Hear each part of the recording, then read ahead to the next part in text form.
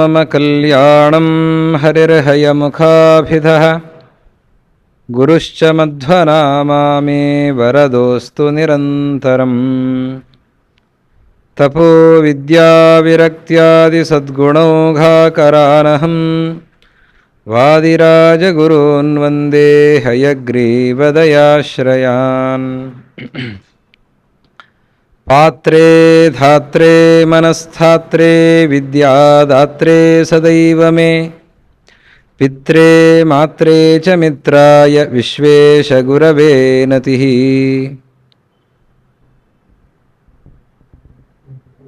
ಆಸೀನರಾದ ಅಧ್ಯಕ್ಷರನ್ನ ಎಲ್ಲ ವಿದ್ವದ್ವೃಂದವನ್ನು ವಂದಿಸ್ತಾ ಪೂರ್ವಮೀಮಾಂಸಾ ಶಾಸ್ತ್ರದ ಕುರಿತಾಗಿ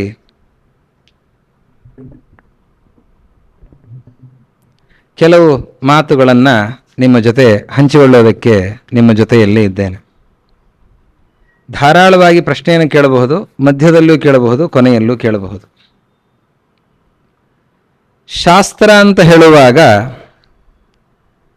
ಇದರಲ್ಲಿ ನ್ಯಾಯಶಾಸ್ತ್ರ, ವ್ಯಾಕರಣಶಾಸ್ತ್ರ, ಅಲಂಕಾರಶಾಸ್ತ್ರ, ಅದರಂತೆ ಪೂರ್ವಮೀಮಾಂಸಾ ಶಾಸ್ತ್ರವೂ ಕೂಡ ಒಂದು. ಚತುಶಾಸ್ತ್ರಗಳು ಅಂತ ಹೇಳುವಾಗ ಅದರಲ್ಲಿ ಒಂದು ಮೀಮಾಂಸಾ ಶಾಸ್ತ್ರ. ಮೀಮಾಂಸಾ ಅನ್ನೋ ಶಬ್ದಕ್ಕೆ ವಿಚಾರ ಅಂತ ಅರ್ಥ. ವಿಚಾರಶಾಸ್ತ್ರ ಯಾವುದು ವಿಚಾರವನ್ನು ಮಾಡೋದಕ್ಕೆ ಹೊರಟಿದೆ ಅಂತಹ ಶಾಸ್ತ್ರ. ಯಾವುದನ್ನು ವಿಚಾರ ಮಾಡ್ತಾ ಇದೆ? ವೇದಾರ್ಥದ ವಿಚಾರವನ್ನು ಮಾಡ್ತಾ ಇದೆ. ವೇದಾರ್ಥವನ್ನು ವಿಚಾರ ಮಾಡುವಂತಹ ಈ ಶಾಸ್ತ್ರಕ್ಕೆ ವಾಕ್ಯಶಾಸ್ತ್ರ ಅಂತನ್ನುವ ಹೆಸರು ಕೂಡ ಇದೆ. ಪದಶಾಸ್ತ್ರ, ಪ್ರಮಾಣಶಾಸ್ತ್ರ, ವಾಕ್ಯಶಾಸ್ತ್ರ ಅಂತ ಕರೀತಾರೆ. ಪದಶಾಸ್ತ್ರ ಅಂದರೆ ವ್ಯಾಕರಣ, ಪ್ರಮಾಣಶಾಸ್ತ್ರ ಅಂತಂದರೆ ನ್ಯಾಯಶಾಸ್ತ್ರ, ವಾಕ್ಯಶಾಸ್ತ್ರ ಅಂತಂದರೆ ಮೀಮಾಂಸಾ ಶಾಸ್ತ್ರ. ಯಾಕೆ ವಾಕ್ಯಶಾಸ್ತ್ರ ಅಂತ ಕರೀತಾರೆ?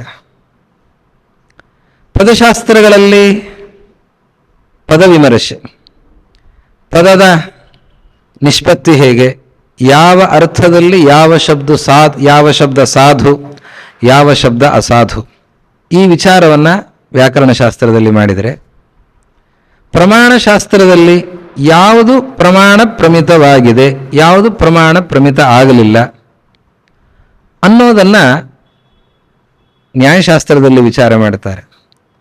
ವಾಕ್ಯಶಾಸ್ತ್ರದಲ್ಲಿ, ಮೀಮಾಂಸಾ ಶಾಸ್ತ್ರದಲ್ಲಿ ವಾಕ್ಯಾರ್ಥದ ವಿಚಾರ, ವಾಕ್ಯವನ್ನು ಅರ್ಥೈಸುವ ಕ್ರಮ ಹೇಗೆ, ಈ ವಾಕ್ಯಕ್ಕೆ ನಿರ್ದಿಷ್ಟವಾದ ಅರ್ಥ ಇದೆ ಯಾಕೆ ಅಂತ ನಿರ್ಣಯ ಮಾಡುವ ಶಾಸ್ತ್ರ ವಾಕ್ಯಶಾಸ್ತ್ರ.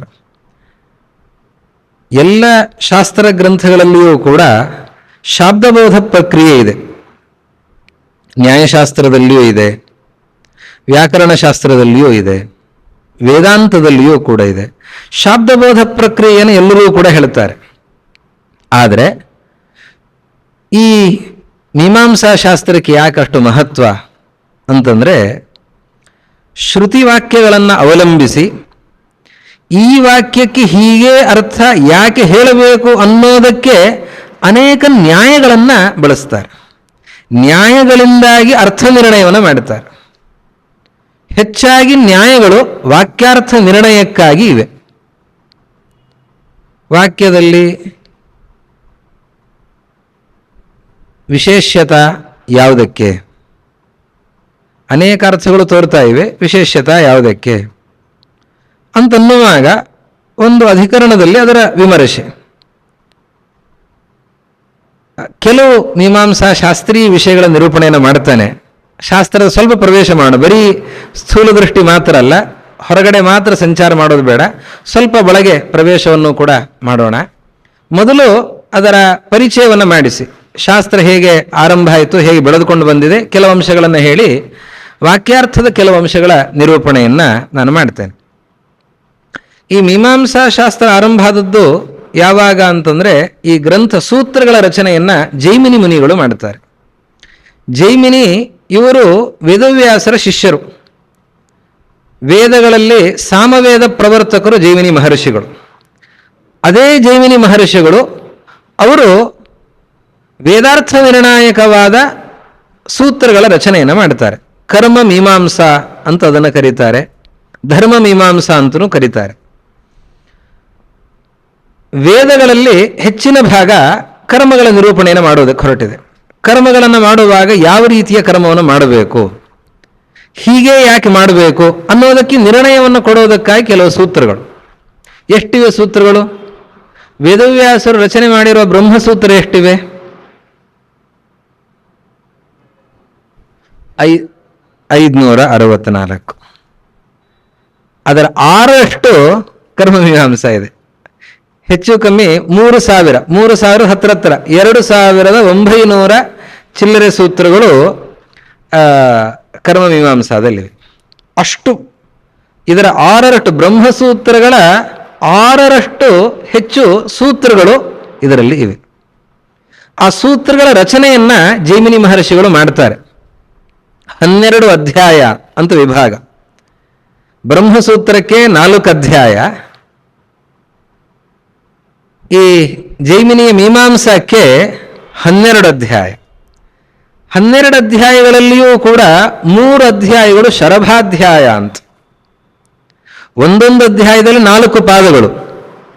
ಆದರೆ 3ನೇ ಅಧ್ಯಾಯ, 6ನೇ ಅಧ್ಯಾಯ ಮತ್ತೆ 10ನೇ ಅಧ್ಯಾಯ, ಈ 3 ಅಧ್ಯಾಯಗಳಲ್ಲಿ 8 ಪಾದಗಳು. ಹೀಗಾಗಿ ಶರಭಾಧ್ಯಾಯ ಅಂತ, ಶರಭಕ್ಕೆ 8 ಕಾಲು ಅಂತ ಶರಭಾಧ್ಯಾಯ ಅಂತ ಅದನ್ನು ಕರೀತಾರೆ.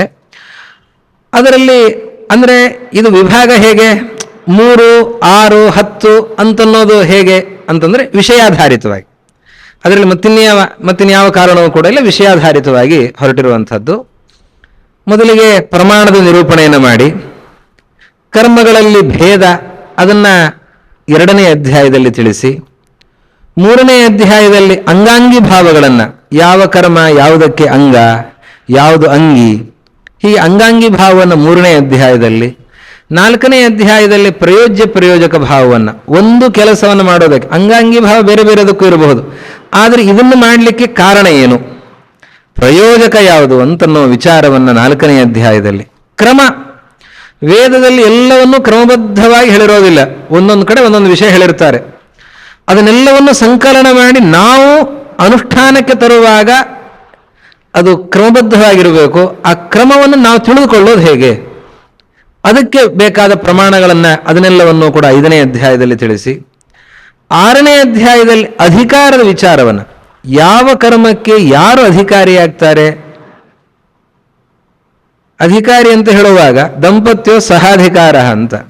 ಯಜಮಾನ ಅಂತಂದ್ರೆ ಈ ಯಜಮಾನತ್ವ ಅನ್ನುವ ಧರ್ಮ ಅದು ಉಭಯ ಸಾಧಾರಣ. ಅದು ಪತಿ ಪತ್ನಿ ಇಬ್ಬರಲ್ಲಿಯೂ ಕೂಡ ಸೇರಿ ಯಾಜಮಾನ್ಯ ಅಂತನ್ನೋ ಧರ್ಮ. ದಂಪತ್ಯೋ ಸಹಾಧಿಕಾರ, ಅವರಿಬ್ಬರಿಗೆ ಅಧಿಕಾರ. ಒಬ್ಬರಿಲ್ಲ ಅಂತಾದರೂ ಕರ್ಮದಲ್ಲಿ ಲೋಪ ಅದು ಹೇಗೆ ಇತ್ಯಾದಿ ವಿಚಾರ. ಅದು ಮಾತ್ರ ಅಲ್ಲ, ಅನೇಕ ವಿಚಾರಗಳನ್ನು 6ನೇ ಅಧ್ಯಾಯದಲ್ಲಿ ಮಾಡ್ತಾರೆ.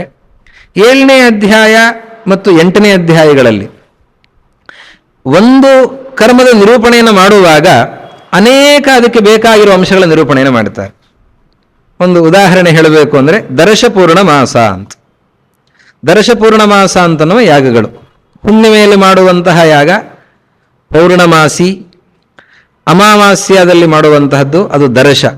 ಅಮಾವಾಸ್ಯಾದಲ್ಲಿ ಸಂಕಲ್ಪ ಅನ್ವಾಧಾನ, ಪ್ರತಿಪತ್ತು ಅವತ್ತು ಇಷ್ಟಿ, ಇದು ಕ್ರಮ. ಅನ್ವಾಧಾನ, ಪೂರ್ಣಿಮಾ, ಅಮಾವಾಸ್ಯೆಗಳಲ್ಲಿ ಪ್ರತಿಪತ್ತಿನ ದಿನಗಳಲ್ಲಿ ಇಷ್ಟಿಯನ್ನು ಮಾಡುವಂತಹ ಕ್ರಮ. ಆ ಯಾಗವನ್ನು ಏನು ಮಾಡೋದಿದೆ, ಆ ಇಷ್ಟಿ ಏನಿದೆ, ಅದಕ್ಕೆ ಬೇಕಾದ ಅಂಶಗಳನ್ನು ಅಲ್ಲಿ ನಿರೂಪಣೆ ಮಾಡ್ತಾರೆ. ಎಲ್ಲ ಅಂಶಗಳ ನಿರೂಪಣೆಯನ್ನು ಮಾಡ್ತಾರೆ. ಇನ್ನು ಕೆಲವು ಯಾಗಗಳನ್ನು ಹೇಳುವಾಗ ಅಲ್ಲಿ ಆ ಅಂಶಗಳನ್ನು ಹೇಳೋದಿಲ್ಲ. ಯಾವುದನ್ನು ತಗೊಳ್ಬೇಕು, ಯಾವುದನ್ನು ಬಿಡಬೇಕು, ಅದಕ್ಕೆ ಒಂದು ಗಮಕವಾಗಿ ಪ್ರಕೃತಿ ವಿಕೃತಿ ಭಾವ ಅಂತ. ಯಾವುದು ಯಾವುದರ ಪ್ರಕೃತಿ, ಯಾವುದು ಯಾವುದಕ್ಕೆ ವಿಕೃತಿ ಅನ್ನೋದನ್ನು ಅರ್ಥ ಮಾಡಿಕೊಳ್ಬೇಕು. ಈ ಪ್ರಕೃತಿ ವಿಕೃತಿ ಭಾವವನ್ನು ಅರ್ಥ ಮಾಡಿಸೋದಕ್ಕೆ ಅನೇಕ ಪ್ರಕೃತಿಯಾಗಳಿವೆ, ಅನೇಕ ವಿಕೃತಿಯಾಗಳಿವೆ. ಅದರ ಸಂಬಂಧವನ್ನು ಅರ್ಥ ಮಾಡಿಸಲಿಕ್ಕೆ 7 ಮತ್ತು 8ನೇ ಅಧ್ಯಾಯಗಳು ಅತಿದೇಶಾಧ್ಯಾಯ, ಸಾಮಾನ್ಯಾತಿದೇಶ ವಿಶೇಷಾತಿದೇಶ ಅಂತ ಅವುಗಳನ್ನು ಕರೀತಾರೆ. 9ನೇ ಅಧ್ಯಾಯದಲ್ಲಿ ಊಹವನ್ನು ಹೇಳ್ತಾರೆ. ಅಗ್ನಯತ್ವ ಜುಷ್ಟಂ ನಿರ್ವಪಾಮಿ ಅಂತಾರೆ. ಸೌರ್ಯಯಾಗ ಮಾಡ್ತಾ ಇದ್ದೇವೆ. ಸೌರ್ಯಯಾಗ ಮಾಡುವಾಗ ಆವಾಗ ಏನು ಮಾಡಬೇಕು? ಅಗ್ನೇಯತ್ವಾದಿಷ್ಟಂ ನಿರ್ವಪಾಮಿ ಅಂತ ಹೇಳಬೇಕಾ? ಮಂತ್ರ ಅದು ಪ್ರಯೋಗ ಸಮವೇತ ಅರ್ಥ ಪ್ರಕಾಶಕ. ಯಾಗದಲ್ಲಿ ಯಾವ ಅರ್ಥ ಇದೆ ಆ ಅರ್ಥವನ್ನು ತಿಳಿಸೋದಕ್ಕೆ ಮಂತ್ರ ಇದೆ. ಅಗ್ನಿ ದೇವತೆ ಅಲ್ಲವೇ ಅಲ್ಲ, ಅಲ್ಲಿ ಸೂರ್ಯ ದೇವತೆ. ಮತ್ತೆ ಏನು ಮಾಡಬೇಕು? ಚತುರ್ಥ್ಯಂತ ಪದವಾದ ಊಹವನ್ನು ಮಾಡಬೇಕು. ಪದದ ಊಹವನ್ನು ಸೂರ್ಯಾಯ ಇದು ಚತುರ್ಥ್ಯಂತಂ ಪದಂ ಊಹನೀಯಂ. ಎಲ್ಲಿ ಯಾವುದರ ಊಹ, ಸಾಮೋಹ, ಮಂತ್ರೋಹ ಇತ್ಯಾದಿ ವಿಚಾರ ಅದೆಲ್ಲ 9ನೇ ಅಧ್ಯಾಯದಲ್ಲಿ. 10ನೇ ಅಧ್ಯಾಯದಲ್ಲಿ ಬಾಧ್ಯಬಾಧಕ ಭಾವಗಳ ವಿಚಾರ. ಭತ್ತವನ್ನು ಕುಟ್ಟಬೇಕು, ಭತ್ತವನ್ನು ಕುಟ್ಟಬೇಕು. ಯಾವುದು ಹವಿಫ್ ಪ್ರಕೃತಿ ಇದೆ, ಯಾಗಕ್ಕೆ ಹವಿಸ್ಸು ಯಾವುದು ಅದರ ಪ್ರಕೃತಿ ದ್ರವ್ಯವನ್ನು ಕುಟ್ಟಬೇಕು ಅಂತ. ವ್ರೀಹಿ ಅವಹಂತಿ ಅವಹನನ ಇದೆ. ಆದರೆ ಒಂದು ಯಾಗದಲ್ಲಿ ಸ್ವರ್ಣಮಯಶ್ಚರುರ್ಭವತಿ, ಸ್ವರ್ಣಮಯವಾದಂತಹ ಧಾನ್ಯ ಕಣಗಳು ಅದರಿಂದ ನಿರ್ಮಾಣ ಮಾಡಬೇಕು. ಅದನ್ನು ಕುಟ್ಟಿದರೆ ಅಲ್ಲಿ ಕುಟ್ಲಿಕ್ಕಿಲ್ಲ, ಅಲ್ಲಿ ಬಾಧ. ಯಾಕೆ? ಪ್ರಯೋಜನ ಅರ್ಥಲೋಪಾತ್ ಬಾಧ, ಪ್ರಯೋಜನ ಇಲ್ಲ ಅಲ್ಲಿ. ಹಾಗೆ ಕೆಲವು ಕಡೆ ನಿಷೇಧದಿಂದ ಬಾಧ, ಅರ್ಥಲೋಪದಿಂದ ಬಾಧ. ಹೀಗೆ ಬಾಧದ ವಿಚಾರವನ್ನು 10ನೇ ಅಧ್ಯಾಯದಲ್ಲಿ, ಪ್ರಸಂಗ ತಂತ್ರವನ್ನು 11, ಪ್ರಸಂಗವನ್ನು 12ರಲ್ಲಿ, ಹೀಗೆ 12 ಅಧ್ಯಾಯಗಳಲ್ಲಿ ಈ ವಿಚಾರದ ನಿರೂಪಣೆಯನ್ನು ಮಾಡುತ್ತಾರೆ. ವಿಷಯಕ್ಕನುಗುಣವಾಗಿ ಕೆಲವೊಂದು ಅಧ್ಯಾಯಗಳು ದೊಡ್ಡ ಅಧ್ಯಾಯಗಳು, ಕೆಲವೊಂದು ಅಧ್ಯಾಯಗಳು ಚಿಕ್ಕ ಅಧ್ಯಾಯಗಳು. ಅಂಗಾಂಗಿ ಭಾವವನ್ನು ಹೇಳಲಿಕ್ಕೆ ಬಾಧ್ಯಬಾಧಕ ಭಾವ, ಅಂಗಾಂಗಿ ಭಾವ, ಸಾಕಷ್ಟು ವಿಚಾರಗಳನ್ನು ಮಾಡಲಿಕ್ಕಿದೆ. ಶ್ರುತಿ, ಲಿಂಗ, ವಾಕ್ಯ, ಪ್ರಕರಣ, ಸ್ಥಾನ, ಸಮಾಖ್ಯ ಅಂತ ಇದರ ಆಧಾರದಲ್ಲಿ ಅಂಗಾಂಗಿ ಭಾವವನ್ನು ತೀರ್ಮಾನ ಮಾಡಬೇಕು. ಇದರ ಆಧಾರದಲ್ಲಿ ತೀರ್ಮಾನ ಮಾಡುವಾಗ 2 ವಿರುದ್ಧವಾದ ಪ್ರಮಾಣಗಳಿವೆ. ವಿರುದ್ಧವಾದ ಪ್ರಮಾಣಗಳಿರುವಾಗ ಯಾವ ಪ್ರಮಾಣಕ್ಕನುಗುಣವಾಗಿ ನಾವು ಅಂಗಾಂಗಿ ಭಾವವನ್ನು ತೀರ್ಮಾನ ಮಾಡಬೇಕು? ಅದಕ್ಕೆ ಬಲಾಬಲ ವಿಚಾರವನ್ನು ಮಾಡಬೇಕು. ಇದೆಲ್ಲ ವಿಚಾರವನ್ನು 3ನೇ ಅಧ್ಯಾಯ ನಮಗೆ ತಿಳಿಸಿಕೊಡುತ್ತೆ. 6ನೇ ಅಧ್ಯಾಯದಲ್ಲಿ ಅಧಿಕಾರ, 10ನೇ ಅಧ್ಯಾಯದಲ್ಲಿ ಬಾಧ. ಅದಕ್ಕೆ ಹೆಚ್ಚಿನ ಅಪೇಕ್ಷೆ ಇದೆ, ಆದ್ದರಿಂದಾಗಿ ಅದನ್ನು ವಿಸ್ತೃತವಾಗಿ ನಿರೂಪಣೆ ಮಾಡಿ ಎಲ್ಲ ಅಂಶಗಳ ನಿರೂಪಣೆಯನ್ನು ಮಾಡಿದ್ದಾರೆ. ಇದೊಂದು ಶಾಸ್ತ್ರ ಅಂತಾಗುವಾಗ, ಈಗ ಉದಾಹರಣೆಗೆ ವ್ಯಾಕರಣದಲ್ಲಿ ಶಬ್ದ ಸ್ವರೂಪದ ನಿರೂಪಣೆ ಇದೆ, ಶಬ್ದ ಸಾಧುತ್ವದ ವಿಚಾರ ಇದೆ. ಶಬ್ದ ಸಾಧುತ್ವದ ವಿಚಾರ ಇದ್ದಾಗಲೂ ಕೂಡ ಅದರ ಜೊತೆಯಲ್ಲಿ ತತ್ವ ನಿರೂಪಣೆಯನ್ನು ಕೂಡ ಮಾಡೋದಿದೆ. ವೈಯಾಕರಣರ ಸಿದ್ಧಾಂತದಲ್ಲಿ ಅಂತ ಹೇಳುವಾಗ ತತ್ವ, ಪರತತ್ವ ಯಾವುದು, ಮೋಕ್ಷ ಅಂತಂದ್ರೆ ಏನು, ಮೋಕ್ಷ ಸಾಧನ ಏನು, ಅದರ ವಿಚಾರ ಇದೆ. ವ್ಯಾಕರಣದ ಸೂತ್ರಗಳ ಅನ್ವೇಷಣೆಯನ್ನು ಮಾಡಿದಾಗ ಅದು ಸಿಗೋದಿಲ್ಲ. ಆದರೆ ನಂತರ ಬಂದ ವೈಯಾಕರಣರು ಅದರ ವಿಮರ್ಶೆಯನ್ನು ಮಾಡಿದ್ದಾರೆ. ನಾಗೇಶ ಭಟ್ಟ ಮೊದಲಾದಂಥವರು ಅದರ ವಿಮರ್ಶೆಯನ್ನು ಸಾಕಷ್ಟು ಮಾಡಿದ್ದಾರೆ. ಹಾಗೆ ಈ ಮೀಮಾಂಸಾ ಶಾಸ್ತ್ರ ಯಾಜ್ಞ ಪ್ರಕ್ರಿಯೆಯನ್ನು ನಿರೂಪಣೆ ಮಾಡ್ತಾ ಇದೆ ಅಂತಾದರೂ ಆ ಶಾಸ್ತ್ರೀಯ ಪ್ರಕ್ರಿಯೆ, ಶಾಸ್ತ್ರೀಯ ಚೌಕಟ್ಟು, ಅದರಲ್ಲಿ ಮೋಕ್ಷ, ಈಶ್ವರನ ವಿಚಾರ ಇದೆಲ್ಲವೂ ಕೂಡ ಇದೆ. ವೇದದ ಅಪೌರುಷೇಯತ್ವವನ್ನು ಮೊದಲು ಸಮರ್ಥನೆ ಮಾಡಿದವರು ಈ ಮೀಮಾಂಸಕರು. ಅದರಲ್ಲಿ ಕುಮಾರಿಲ ಭಟ್ಟರು, ಜೈಮಿನಿ ಋಷಿಗಳು ಅವರು ಸೂತ್ರಗಳ ರಚನೆಯನ್ನು ಮಾಡಿದರು. ಸೂತ್ರಗಳ ರಚನೆಯನ್ನು ಮಾಡಿದ ಮೇಲೆ ಭಾಷ್ಯವನ್ನು ಬರೆದವರು ಶಬರಸ್ವಾಮಿ. ಆದರೆ ವೇದಗಳೇ ಅಪ್ರಮಾಣ ಅಂತನ್ನುವ ವಾದ, ಬೌದ್ಧವಾದ ಪ್ರಬಲವಾಗಿದ್ದಾಗ ಯಜ್ಞಗಳೆಲ್ಲವೂ ಕೂಡ ಅಳಿದು ಹೋಗಿವೆ, ವೇದಕ್ಕೆ ಸ್ಥಾನಮಾನವೇ ಇಲ್ಲ ಅಂತಾದಾಗ ವೇದಕ್ಕೆ ಅಪೌರುಷೇಯತ್ವವನ್ನು, ಪ್ರಾಮಾಣ್ಯವನ್ನು ದಕ್ಷತೆಯಿಂದ ಸಮರ್ಥನೆ ಮಾಡಿದವರು ಮೀಮಾಂಸಕರು. ಅದರಲ್ಲಿ 2 ಪಂಗಡ ಇದೆ, ಭಾಟ್ಟರು ಅಂತ ಮತ್ತೆ ಪ್ರಾಭಾಕರರು ಅಂತನ್ನುವ ಮತ. ನ್ಯಾಯಶಾಸ್ತ್ರವನ್ನು ಓದಿದವರಿಗೆ, ವೇದಾಂತವನ್ನು ಓದಿದವರಿಗೆ, ಅನೇಕ ಶಾಸ್ತ್ರಗಳ ಅಧ್ಯಯನವನ್ನು ಮಾಡಿದವರಿಗೆ ಈ ಶಬ್ದಗಳ ಪರಿಚಯ ಇರ್ತದೆ. ಭಾಟ್ಟಾಹ, ಪ್ರಾಭಾಕರಾಹ ಅಥವಾ ಗುರವಹ ಅಂತಾರೆ. ಪ್ರಾಭಾಕರರನ್ನ ಗುರುಮತ ಅಂತನೂ ಕೂಡ ಅವರ ಮತವನ್ನು ನಿರೂಪಣೆ ಮಾಡುತ್ತಾರೆ. ಇದು ಕವಲುಬಡದಲ್ಲೇನೆ ಜೈಮಿನಿ ಮಹರ್ಷಿಗಳು ಸೂತ್ರದ ರಚನೆಯನ್ನು ಮಾಡಿದರು. ಆ ಸೂತ್ರಕ್ಕೆ ಭಾಷ್ಯವನ್ನು ಅನೇಕರು ಬರೆದಿರಬಹುದು, ಆದರೆ ಈಗ ಉಪಲಬ್ಧ ಇರೋದು ಶಬರಸ್ವಾಮಿಯ ಭಾಷ್ಯ. ಆ ಶಬರಸ್ವಾಮಿ ಭಾಷ್ಯಕ್ಕೆ 2 ಪ್ರಧಾನ ವ್ಯಾಖ್ಯಾನಗಳು ಹೊರಟಿವೆ. ಟೀಕಾಗ್ರಂಥಗಳು 2 ಪ್ರಧಾನವಾಗಿ ಹೊರಟಿವೆ. ಒಂದು ಕುಮಾರಿಲ ಭಟ್ಟರ ಗ್ರಂಥ, ಮತ್ತೊಂದು ಪ್ರಭಾಕರರ ಗ್ರಂಥ, ಅದು ಪ್ರಾಭಾಕರ, ಮತ್ತೊಂದು ಭಾಟ್ಟ ಅಂತ ಎರಡು ವಿಭಾಗದಲ್ಲಿ ಬಂದಿವೆ. ಆ ಎರಡು ಮತದಲ್ಲೇ ಸಾಕಷ್ಟು ಅಭಿಪ್ರಾಯ ಭೇದಗಳಿವೆ. ಶಾಬ್ದಬೋಧದಲ್ಲೇ ಅಭಿಪ್ರಾಯ ಭೇದ, ಅಲ್ಲಿಂದ ಆರಂಭ ಆಗತ್ತೆ. ಮುಖ್ಯ ವಿಶೇಷ್ಯತಾ ಕಿನ್ನಿಷ್ಠ ಅಂತನ್ನೋದ್ರಿಂದ ಆರಂಭ ಆಗತ್ತೆ. ಅಲ್ಲಿಂದನೇ ವಾಕ್ಯಾರ್ಥ ಆರಂಭ, ಅಭಿಪ್ರಾಯ ಭೇದಗಳಿವೆ. ಲಿಂಗಾರ್ಥ ಅಪೂರ್ವ ಅಂತ ಹೇಳಿ ಪ್ರಾಭಾಕರರು ಹೇಳ್ತಾರೆ, ಲಿಂಗಾರ್ಥ ಭಾವನಾ ಅಂತ ಹೇಳಿ ಭಾಟ್ಟರು ಹೇಳ್ತಾರೆ. ಅಲ್ಲಿದ ಅಭಿಪ್ರಾಯ ವ್ಯತ್ಯಾಸಗಳಾಗ್ತದೆ. ಇವರ ಮೂಲಭೂತ ತತ್ವ ಏನು ಅಂತಂದ್ರೆ ಕರ್ಮ ಸಿದ್ಧಾಂತ. ನೋಡಿ, ಕರ್ಮ ಅದು ನಮಗೆ ಫಲ ಕೊಡುತ್ತೆ. ನಮಗೆ ಯೋಗ್ಯವಾದ ಕರ್ಮವನ್ನು ನಾವು ಏನು ಮಾಡ್ತೇವೆ, ದಾನ ಆಗಿರಬಹುದು, ಯಾತ್ರೆ ಆಗಿರಬಹುದು, ಯಾಗ ಆಗಿರಬಹುದು, ಅಧ್ಯಯನ ಆಗಿರಬಹುದು, ಯಾವುದೇ ಕರ್ಮ ಆಗಿರಬಹುದು, ನಾವು ಮಾಡುವ ಕರ್ಮ ನಮಗೆ ಫಲವನ್ನು ಕೊಡುತ್ತೆ. ಅಲ್ಲ, ಕರ್ಮವನ್ನು ಮಾಡಿದಾಗ ಆ ಕರ್ಮಕ್ಕೆ ಅಭಿಮಾನಿಯಾದಂತಹ ದೇವತೆ ಒಬ್ಬರು ಇರಬೇಕು. ದೇವತೆ ಸಂತೋಷ ಆಗಬೇಕು. ಸಂತೋಷ ಆಗಿ ಅವರು ನಮಗೆ ಫಲವನ್ನು ಕೊಡಬೇಕು ಅಂತಂದ್ರೆ ಯಾಕೆ ಬೇಕು ಅಂತ ಕೇಳ್ತಾರೆ. ದೇವತೆಯ ಅನಿವಾರ್ಯತೆ ಏನಿದೆ ಅಲ್ವಾ? ದೇವರು ಅಂತಿಲ್ವಾ ಅಂತ ಕೇಳಿದ್ರೆ ಒಂದು ಮಾತನ್ನು ಹೇಳ್ತಾರೆ, ಯದಿ ಪ್ರಮಾಣೈ ಷಡ್ಭಿ ಪ್ರಮಾಣೈ ಕಶ್ಚಿತ್ ಸರ್ವಜ್ಞ ಅಸ್ತು ನಾಮ ಅಂತಾರೆ. 6 ಪ್ರಮಾಣಗಳಿಂದ ಅವರು ಅಂಗೀಕಾರ ಮಾಡ್ತಾರೆ. ಪ್ರತ್ಯಕ್ಷ, ಅನುಮಾನ, ಉಪಮಾನ, ಶಬ್ದ, ಅರ್ಥಾಪತ್ತಿ, ಅನುಪಲಬ್ಧಿ. ಅರ್ಥಾಪತ್ತಿ ಅನುಪಲಬ್ಧಿಗಳನ್ನು ಪ್ರಮಾಣ ಅಂತ ಹೇಳ್ತಾರೆ. ಈ 6 ಪ್ರಮಾಣಗಳಿಂದ ತತ್ವಗಳನ್ನು ತಿಳಿದು ಒಬ್ಬ ವ್ಯಕ್ತಿ ಸರ್ವಜ್ಞನಾಗಿದ್ದಾನೆ ಅಂತಂದ್ರೆ ಇರಲಿ ಅನ್ನೋದರ ಅಭಿಪ್ರಾಯ ಏನು? ಜಾತ್ಯ ಒಬ್ಬ ಸರ್ವಜ್ಞನಾದಂತಹ ವ್ಯಕ್ತಿ, ಈಶ್ವರ ಅಂತನೋ ಒಬ್ಬ ವ್ಯಕ್ತಿ, ಅದನ್ನ ಕಲ್ಪನೆ ಮಾಡುವ ಅನಿವಾರ್ಯತೆ ಇಲ್ಲ. ಅಲ್ಲ, ದೇವತೆಗಳು, ಶಚೀಪತಿ ಸ್ವರ್ಗಾಧಿಪತಿ ಅಂತ ಒಬ್ಬ ದೇವತೆ ಇದ್ದಾನೆ ಅಂದ್ರೆ ಇರಲಿ.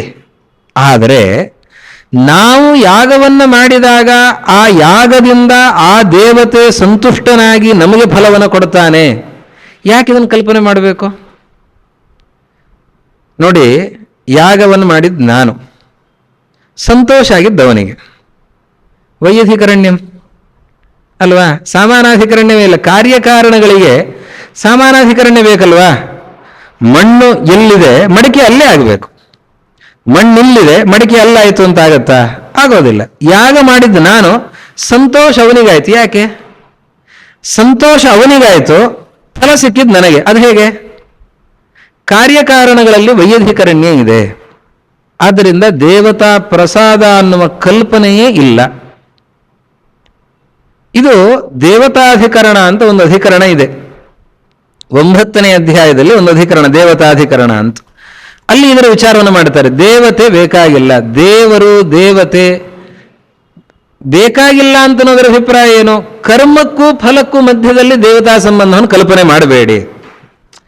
ದೇವರು ಇದ್ದಾನೋ ಬಿಟ್ಟಾನೋ ಬೇರೆ ವಿಷಯ, ದೇವತೆಗಳು ಇದ್ದಾರೋ ಬಿಟ್ಟದ್ಯಾರೋ ಬೇರೆ ವಿಷಯ. ಆದರೆ ಕರ್ಮಕ್ಕೂ ಫಲಕ್ಕೂ ಮಧ್ಯದಲ್ಲಿ ದೇವತೆಯ ಅನಿವಾರ್ಯತೆ, ದೇವತಾ ಪ್ರಸಾದದ ಅನಿವಾರ್ಯತೆ ಇಲ್ಲ ಅನ್ನುವ ವಾದ ಇದು ಭಾಟ್ಟರ ವಾದ ಹಾಗೂ ಪ್ರಾಭಾಕರರ ವಾದ.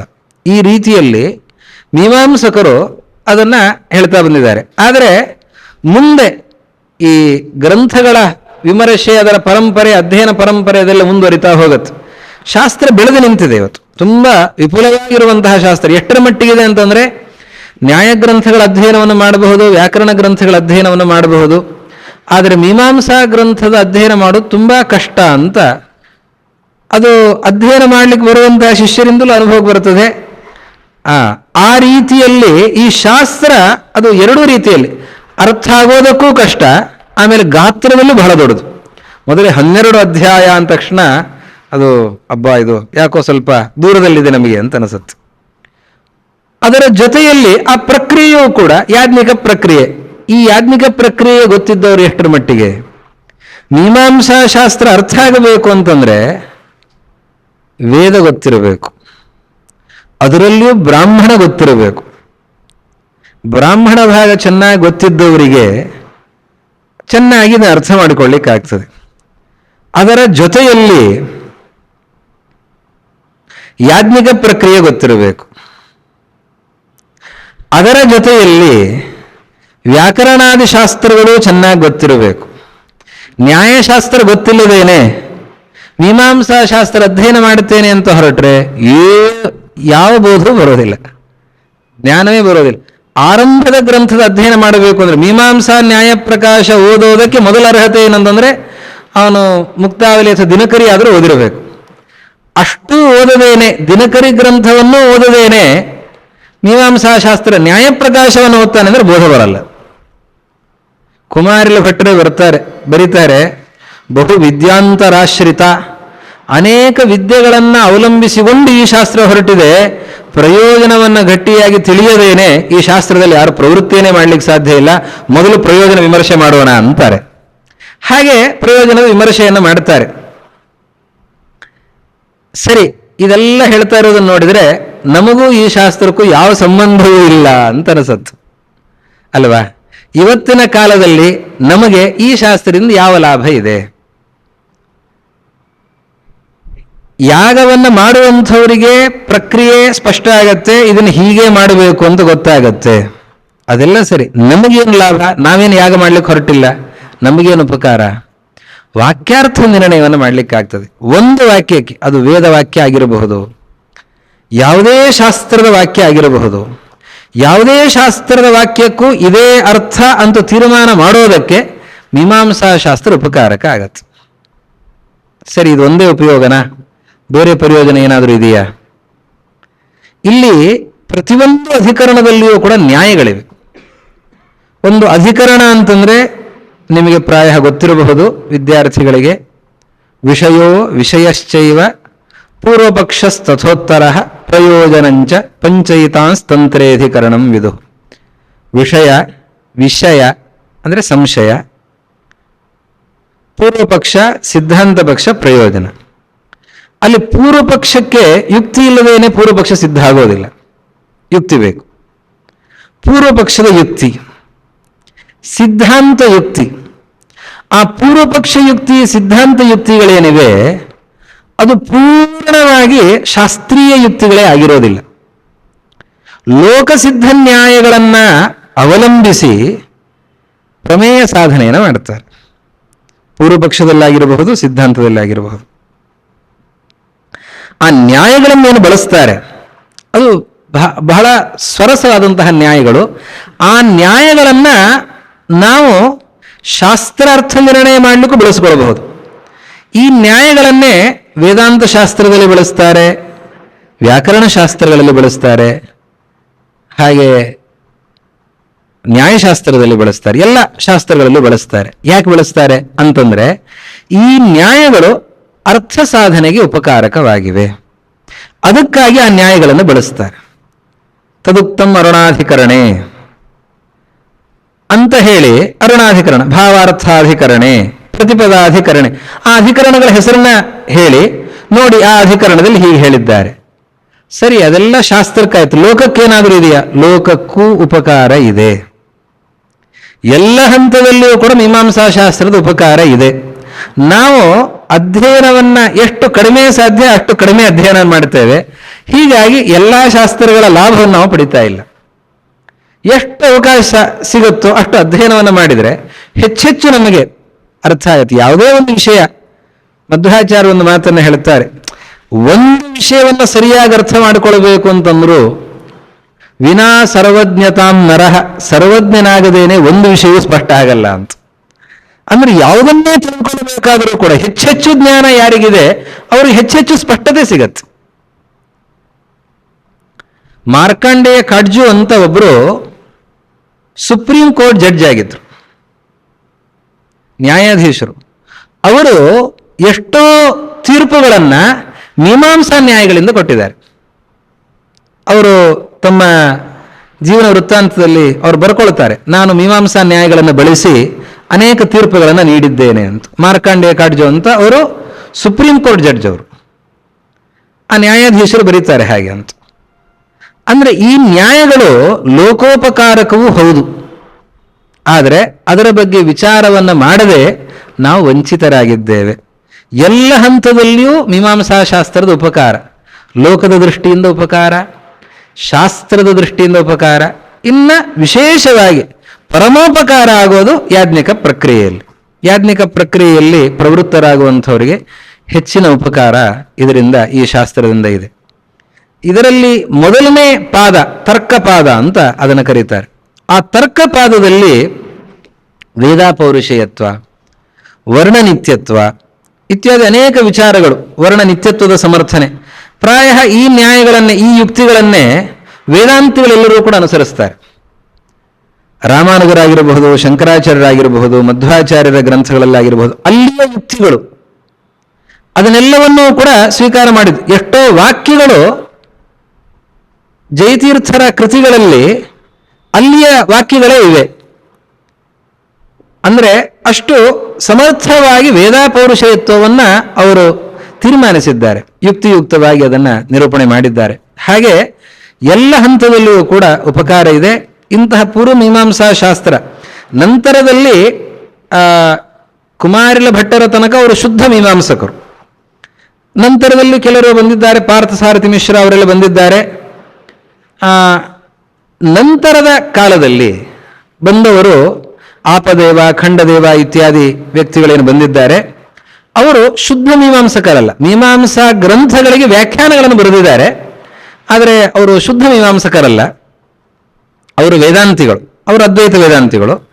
ಅದ್ವೈತ ವೇದಾಂತಿಗಳಾಗಿದ್ದು ಅವರು ಮೀಮಾಂಸಾ ಶಾಸ್ತ್ರಕ್ಕೆ ವ್ಯಾಖ್ಯಾನಗಳನ್ನು ಬರೀತಾರೆ. ದೇವತಾಧಿಕರಣದಲ್ಲಿ ಒಂದು ಮಾತನ್ನು ಹೇಳ್ತಾರೆ, ಏವಂ ವದತೋಪಿ ಮೇ ವಾಣಿ ದುಷ್ಯತಿ ಇತಿ ಶ್ರೀಹರಿಸ್ಮರಣಮೇವ ಶರಣಂ ಅಂತಾರೆ. ದೇವತಾಧಿಕರಣದಲ್ಲಿ ದೇವತೆ ಬೇಕಾಗಿಲ್ಲ, ದೇವತಾ ಪ್ರಸಾದವೇ ಬೇಡ ಅಂತ ಹೇಳಿ ಏವಂ ವದತೋಪಿ ಮೇ ವಾಣಿ ದುಷ್ಯತಿ ಇತಿ ಶ್ರೀಹರಿಸ್ಮರಣಮೇವ ಶರಣಂ ಅಂತ ಕೊನೆಯಲ್ಲಿ ಬರೀತಾರೆ. ಅದು ವೇದಾಂತದ ಮನೋಭಾವದಿಂದ ಬರೆಯುವಂತಹ ಮಾತು.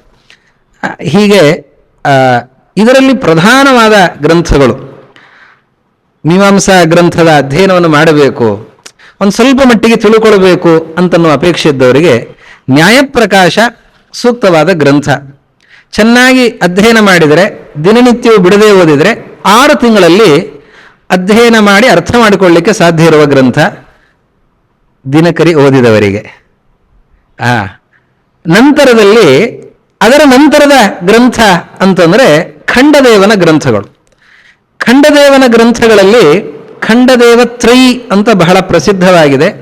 ಮೀಮಾಂಸಾ ಕೌಸ್ತುಭ, ಭಾಟ್ಟದೀಪಿಕ ಮತ್ತು ಭಾಟ್ಟತಂತ್ರ ರಹಸ್ಯ ಅಂತ. ನ್ಯಾಯಗ್ರಂಥದ ವ್ಯುತ್ಪತ್ತಿವಾದ ನಿಮಗೆ ಪರಿಚಿತ ಇರ್ತದೆ. ಒಂದು ರೀತಿಯಲ್ಲಿ ವ್ಯುತ್ಪತ್ತಿವಾದಕ್ಕೆ ಖಂಡನೆಯ ರೂಪದಲ್ಲಿರುವಂಥದ್ದು ಭಾಟ್ಟತಂತ್ರ ರಹಸ್ಯ. ಶಾಬ್ದಬೋಧ ಪ್ರಕ್ರಿಯೆ ಬಹಳ ರಮಣೀಯವಾಗಿ ನಿರೂಪಣೆ ಮಾಡಿರುವಂತಹ ಪ್ರಕ್ರಿಯೆ ಅದರಲ್ಲಿ ಇದೆ. ಹಾಗೆ ಈ ಖಂಡದೇವತ್ರಿ, ಈ 3 ಗ್ರಂಥಗಳು ಗಂಭೀರವಾದ, ಚೆನ್ನಾಗಿ ಅಧ್ಯೇಯವಾಗಿರುವಂತಹ ಗ್ರಂಥಗಳು. ಅದಲ್ಲದೇನೆ ಪಾರ್ಥಸಾರಥಿ ಮಿಶ್ರರ ಶಾಸ್ತ್ರದೀಪಿಕಾ ಇತ್ಯಾದಿ ಗ್ರಂಥಗಳು, ಹಾಗೆ ಅನೇಕ ಗ್ರಂಥಗಳು ಇವೆ. ಸಮಯ ಆಗ್ತಾ ಬಂತು, ಹೇಳಲಿಕ್ಕೆ ಬೇಕಾದಷ್ಟಿದೆ. ಇದು ಪರಿಚಯ ಮಾತ್ರ. ಆದ್ದರಿಂದ ಮೀಮಾಂಸಾ ಶಾಸ್ತ್ರ ಹೇಗಿದೆ ಅಂತನ್ನೋದಕ್ಕೆ ಕೆಲವು ಅಂಶಗಳ ನಿರೂಪಣೆಯನ್ನು ಮಾಡಿದ್ದೇನೆ. ಜಿಜ್ಞಾಸೆಗಳನ್ನು ವಿದ್ಯಾರ್ಥಿಗಳು ಯಾರಾದರೂ ಕೂಡ ಮುಂದಿಡಬಹುದು, ಏನಾದರೂ ಪ್ರಶ್ನೆಗಳನ್ನು ಕೇಳಬಹುದು.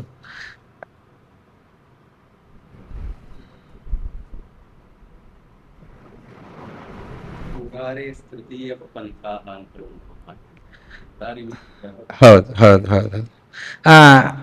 ಮುರಾರೆ ತೃತೀಯ ಪಂಥಾಹ ಅಂತ ಪ್ರಸಿದ್ಧ ಇದೆ. 2 ಮತಗಳನ್ನು ಮಾತ್ರ ಹೇಳಿದ್ರಿ, ಮೂರನೇ ಮತವನ್ನು ಹೇಳಲಿಲ್ಲ ಅಂತನ್ನುವ ಪ್ರಶ್ನೆ. ಈಗ ಮುರಾರಿ ಮಿಶ್ರ ಅಂತ ಒಬ್ಬರದ್ದು ಒಂದು ಗ್ರಂಥ ಅಧ್ಯಯನ ಕ್ರಮದಲ್ಲಿದೆ. ಅದು ಅಂಗತ್ವ ನಿರುಕ್ತಿ ಅಂತನ್ನುವ ಗ್ರಂಥ ಅಧ್ಯಯನ ಕ್ರಮದಲ್ಲಿದೆ. ಈ ಅಂಗತ್ವ ನಿರುಕ್ತಿಯಲ್ಲಿ ಅವರು ಈ ಎಲ್ಲರ ಅಭಿಪ್ರಾಯಗಳ ಖಂಡನೆಯನ್ನು ಮಾಡ್ತಾರೆ. ಹಾಗೆ ಆ ತೃತೀಯ ಪಂಥ ಅಂತನ್ನುವಾಗ ಅವ್ರು ಮೂರನೇದೇ, ಅವ್ರ ದಾರಿನೇ ಬೇರೆ ಅಂತನ್ನುವ ರೀತಿಯಲ್ಲಿ ಅವರು ಇವರೆಲ್ಲರ ಅಭಿಪ್ರಾಯಗಳ, ಪಾರ್ಥಸಾರಥಿ ಮಿಶ್ರದ್ದಾಗಿರಬಹುದು, ಪ್ರಾಭಾಕರದ್ದಾಗಿರ, ಅವರದ್ದೆಲ್ಲ ಅಭಿಪ್ರಾಯಗಳ ಖಂಡನೆ ಮಾಡಿ ಅವರು ಅಂಗತ್ವ ಲಕ್ಷಣ ನಿರೂಪಣೆಯ ವಿಷಯದಲ್ಲಿ ಕಿನ್ನಾಮ ಅಂಗತ್ವಂ ಅದರ ನಿರೂಪಣೆಯ ವಿಷಯದಲ್ಲಿ ಅವರು ಶೇಷ ಪರಾರ್ಥತ್ವಾತ್ ಅಂತ ಜೈಮಿನಿ ಸೂತ್ರ. ಪಾರಾರ್ಥ್ಯಂ ನಾಮ ಕಿಂ ಅಂತನ್ನೋದಕ್ಕೆ ಒಂದು ಗ್ರಂಥ, ಅಂಗತ್ವ ನಿರುಕ್ತಿ ಅಂತನ್ನುವ ಗ್ರಂಥ ಇದೆ. ಅದು ಪರಿಷ್ಕಾರ ಭೂಯಿಷ್ಠವಾಗಿರುವಂತಹ ಗ್ರಂಥ. ಪ್ರಮೇಯದಲ್ಲಿ ಹೆಚ್ಚಿನ ವೈಲಕ್ಷಣ್ಯ ಅದರಲ್ಲಿ ಏನಿಲ್ಲ. ಆ ರೀತಿಯಲ್ಲಿ ಇನ್ನೊಂದು ಯಾವುದೋ ಬಿಟ್ಟು ಹೋಗಿದೆ ಅಂತಲೂ ಅನಿಸುತ್ತೆ. ಯಾಕೆಂದರೆ ಇವತ್ತು ಪ್ರಾಭಾಕರ ಗ್ರಂಥಗಳ ಅಧ್ಯಯನ ಪರಂಪರೆ ಕುಂಠಿತ. ಇವತ್ತು ನಾವೆಲ್ಲ ಅಧ್ಯಯನ ಮಾಡಿದ್ದು ಭಾಟ್ಟ ಮತವನ್ನು, ಭಾಟ್ಟ ಗ್ರಂಥಗಳ ಅಧ್ಯಯನವನ್ನು ಮಾಡಿದ್ದೇವೆ. ಪ್ರಾಭಾಕರ ಗ್ರಂಥದ ಅಧ್ಯಯನ ಪರಂಪರೆ ಕುಂಠಿತವಾಗಿದೆ. ಅದಕ್ಕೆ ಶಾಲಿಕಾನಾಥರದ್ದು ಒಂದೆರಡು ಗ್ರಂಥಗಳನ್ನು ಈಗ ಸೇರಿಸಿದ್ದು ಕೂಡ ಸಿಲೆಬಸ್ಸಲ್ಲಿ. ತೆನಾಲಿಯಲ್ಲಿ ಸೇರಿಸಿಲ್ಲ, ಇದರಲ್ಲಿ ಅಹಮದ್ನಗರದಲ್ಲಿ ಸೇರಿಸಿದ್ದಾರೆ. ಹಾಗೆ ಈ ಪರೀಕ್ಷಾ ಪಠ್ಯಕ್ರಮದಲ್ಲಿ ಕೆಲವೊಂದನ್ನು ಸೇರಿಸಿದ್ದಾರೆ. ಹೆಚ್ಚು ಕಮ್ಮಿ ಪ್ರಾಭಾಕರ ಪಕ್ಷವೂ ಕೂಡ ಇವತ್ತು ಅಧ್ಯಯನ ಪರಂಪರೆಯಲ್ಲಿ ಲುಪ್ತವಾಗಿದೆ. ಹಾಗೆ ಮುರಾರಿ ಮಿಶ್ರರದ್ದು ಪ್ರಾಯ ಲುಪ್ತನೇ ಅದು ಇಲ್ಲಿಯ ತನಕ ಹೆಚ್ಚು ಕಂಡು ಬಂದಿಲ್ಲ. ಇದೊಂದು ಅಂಗತ್ವ ನಿರುಕ್ತಿ ಅಂತನ್ನುವ ಗ್ರಂಥ ಮಾತ್ರ ಇದೆ. ಅದು ಬರೀ ಲಕ್ಷಣದ ವಿಚಾರದಲ್ಲಿ ಅವ್ರು ಹೇಳಿದ ಲಕ್ಷಣ ಸರಿಯಿಲ್ಲ, ನಾನು ಇನ್ನೊಂದು ಲಕ್ಷಣ ಹೇಳ್ತೇನೆ ಅಂತಂದರೆ ಅದೇನೋ ದೊಡ್ಡ ವಿಷಯ ಅಲ್ಲ ಅಂತ ಅನಿಸುತ್ತೆ. ಪ್ರಮೇಯದಲ್ಲಿ ಏನು ಪ್ರಭೇದ ಇದೆ ಅದನ್ನು ತಿಳಿಬೇಕು. ಆ ರೀತಿಯ ಗ್ರಂಥ ಯಾವುದೂ ಕೂಡ ಕಾಣಿಸೋದಿಲ್ಲ ಇವತ್ತು. ಶಾಬರ ಭಾಷ್ಯಕ್ಕೆ ಪ್ರಾಭಾಕರ ಗ್ರಂಥ ಇದೆ, ಅದೇ ಅಂಥದ್ದು ಯಾವುದೂ ಕೂಡ ಕಾಣಿಸೋದಿಲ್ಲ. ಈಗಿರುವ ಈ ಅಂಗತ್ವ ನಿರುಕ್ತಿ ಗ್ರಂಥ ಅದನ್ನು ರಚನೆ ಮಾಡಿದವರು ಅತ್ಯಂತ ಅರ್ವಾಚೀನರು. ಅವರು ಖಂಡದೇವನ ಕಾಲದವರು ಹೆಚ್ಚು ಕಮ್ಮಿ, ಅಂದರೆ ಪ್ರಾಯ ಹೆಚ್ಚು ಕಮ್ಮಿ ರಾಯರ ಕಾಲ, ರಾಯರಿಗಿಂತ ಒಂಚೂರು ಮೊದಲು ಅಂತ ಅನಿಸುತ್ತೆ. ವ್ಯಾಸರಾಜರ ನಂತರ ಈ ಖಂಡದೇವರ ಕಾಲ, ರಾಯರ ಕಾಲ ಎರಡೂ ಸಮಾನ. ರಾಯರು ಇದೇ ಭಾಟ್ಟ ಗ್ರಂಥಗಳ ಅಭಿಪ್ರಾಯವನ್ನು ಸಂಗ್ರಹ ಮಾಡಿ ಭಾಟ್ಟ ಸಂಗ್ರಹ ಅಂತ ರಚನೆ ಮಾಡಿದ್ದಾರೆ. ಅದ್ಭುತವಾದಂತಹ ಗ್ರಂಥ ಅದು, ರಾಯರು ರಚನೆ ಮಾಡಿರುವ ಗ್ರಂಥವೂ ಕೂಡ.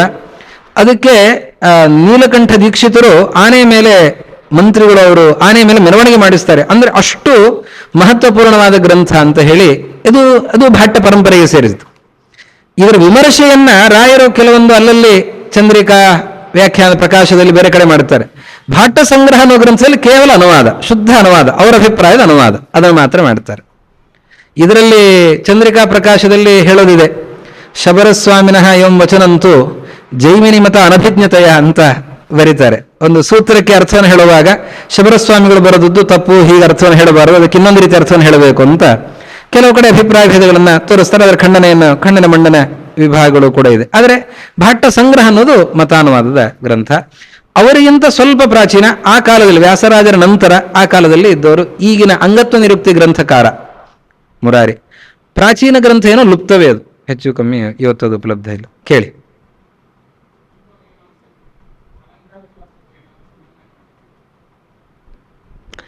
ಸಮನ್ವಯ ಅಂತಂದ್ರೆ ಈಗ ನೋಡಿ, ಶಾಸ್ತ್ರಗಳಿಗೆ ಉಪಕಾರಕ ಭಾವ ಇದೆ, ಅಂಗಾಂಗಿ ಭಾವ ಬೇರೆ, ಉಪಕಾರಕ ಭಾವ. ಈಗ ವೇದಾಂತ ಓದಬೇಕು ಅಂತಂದ್ರೆ ಅದಕ್ಕೆ ವ್ಯಾಕರಣ, ನ್ಯಾಯ ಮತ್ತೆ ಬೇರೆ ಅದೆಲ್ಲವೂ ಕೂಡ ಅಂಗ. ಅಂದ್ರೆ ಇದನ್ನೆಲ್ಲವನ್ನು ಓದಿ ವೇದಾಂತಕ್ಕೆ ಅಧ್ಯಯನ ಮಾಡಬೇಕು ಅಂತ. ಆದರೆ ಈಗ ಸಾಹಿತ್ಯ ಶಾಸ್ತ್ರ, ಅಲಂಕಾರ ಶಾಸ್ತ್ರ ಆಗಿರಬಹುದು, ಮೀಮಾಂಸಾ ಶಾಸ್ತ್ರ ಆಗಿರಬಹುದು, ಪರಸ್ಪರವಾಗಿ ಉಪಕಾರಕ ಭಾವ ಇದೆ. ಒಂದು ಉದಾಹರಣೆ ಹೇಳ್ತೇನೆ. ಶೇನೇನ ಅಭಿಚರನ್ ಯಜೇತ ಅಂತ ಒಂದು ಶ್ರುತಿವಾಕ್ಯ. ಯಥಾ ವೈ ಅಯಂ ಶೇನಃ ನಿಪತ್ಯ ಆದತ್ತೆ ಏವಮಯಂ ಭ್ರಾತೃವ್ಯಂ ನಿಪತ್ಯ ಆದತ್ತೆ ಅಂತ ಶ್ರುತಿವಾಕ್ಯವನ್ನ ಹೇಳ್ತಾ, ಹೇಗೆ ಒಂದು ಹದ್ದು ಅದು ತನ್ನ ಬಲಿಯನ್ನ ಮೇಲಿನಿಂದ ಬಂದು ತಗೊಂಡು ಹೋಗಿ ಅದನ್ನು ನಾಶಪಡಿಸುತ್ತೋ, ಹಾಗೆ ಈ ಯಾಗ ಅದು ಶತ್ರು ನಾಶಪಡಿಸುತ್ತೆ ಅಂತ. ಇದನ್ನು ಹೇಳುವಾಗ ಪೂರ್ವ ಪಕ್ಷದಲ್ಲಿ ಅನನ್ವಯಾಲಂಕಾರವನ್ನು ಬಳಸ್ತಾರೆ. ಯಥಾವೈ ಅಯಂ ಶೇನಃ ತಥಾ ಅಯಂ ಅಂತ. ಅಯಂ ಯಾವುದು? ಶೇನೇನ ಅಭಿಚರಣ್ಯ ಜೇತ, ಶೇನವನ್ನೇ ಹೇಳ್ತಾ ಇರೋದು. ಯಥಾ ಶೇನಃ ಅಂತ ಶೇನವನ್ನೇ ಶೇನಕ್ಕೆ ಉದಾಹರಣೆ ಕೊಟ್ಟದ್ದು ಹೇಗೆ? ಅನನ್ವಯಾಲಂಕಾರದಲ್ಲಿ ಇದೆ. ಸಾಗರೋಪಮಃ, ಅದರಂತೆ. ಹೀಗೆ ಉಪಕಾರಕ ಭಾವ ಇದೆ ಪರಸ್ಪರವಾಗಿ. ಶಾಸ್ತ್ರಗಳಿಗೆ ಸಾಹಿತ್ಯ ಗ್ರಂಥಗಳನ್ನು, ರಸಗಂಗಾಧರ ಮೊದಲಾದ ಗ್ರಂಥಗಳನ್ನು ನೋಡಿದಾಗ ಗೊತ್ತಾಗತ್ತೆ. ಅಲ್ಲಿಯೂ ಅನೇಕ ಮೀಮಾಂಸಾ ಅಧಿಕರಣಗಳ ಉಲ್ಲೇಖವನ್ನು ಮಾಡ್ತಾರೆ. ಹಾಗೆ ಎರಡರಲ್ಲೂ ಕೂಡ ಪರಸ್ಪರವಾಗಿ ಉಪಕಾರಕ ಭಾವ ಇದೆ.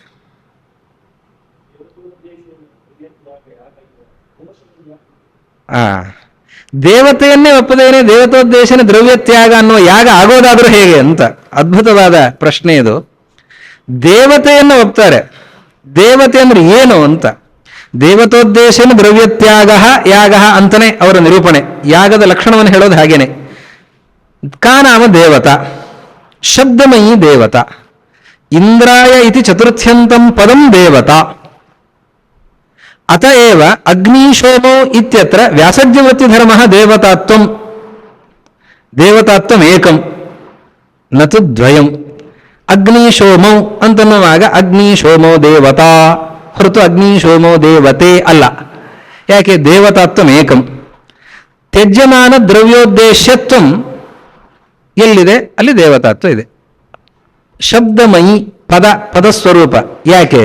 ಅದಕ್ಕೆ ಅವರು ಕೊಡುವ ಯುಕ್ತಿ ಏನು ಅಂತಂದ್ರೆ, ಇಂದ್ರಾಯ ಅಂತ ಚತುರ್ಥ್ಯಂತ ಪದವನ್ನು ಬಳಸಿ ನೀವು ಯಾಗವನ್ನು ಮಾಡಿದರೆ ಏನು ಫಲ ಸಿಗ್ತದೋ ಅದನ್ನೇ ಶಚೀಪದಯೇ ಸ್ವಾಹ ಅಂತ ಹೇಳಿದ್ರೆ ಯಾಕೆ ಫಲ ಸಿಗಲ್ಲ?